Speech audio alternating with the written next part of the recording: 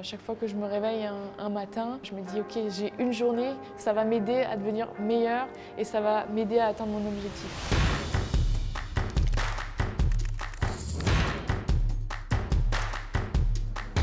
Tu peux nous donner pour toi comment on passe d'un athlète à un champion? Je pense qu'il y a plusieurs ingrédients. Un champion, je crois qu'il a cette faim viscérale de toujours gagner et de toujours aller plus haut et tu vois, de toujours continuer de grimper. Je pense aussi qu'il a une résilience et une capacité aussi à revenir plus fort de ses échecs, tu vois. C'est aussi savoir écouter son corps, avoir cette conscience accrue de son corps que peut-être n'ont pas des athlètes ou des personnes lambda. Tu nous as parlé dans un épisode précédent que dans ta jeunesse, tu avais fini 35e. Tu avais quel âge?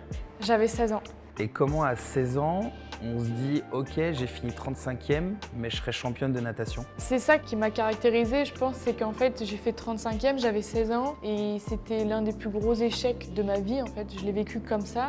Et donc, du coup, je me suis dit, je vais bosser encore plus dur, je vais apprendre, je vais analyser mes cours, je vais analyser mes concurrentes. À chaque fois que je me réveille un matin, je me dis, ok, j'ai une journée, ça va m'aider à devenir meilleure et ça va m'aider à atteindre mon objectif. Entre deux épreuves, quelle est ton aide? Qu'est-ce qui te permet de switcher facilement et de dire « Ok, ça je laisse de côté et puis là je prépare ma course de demain ».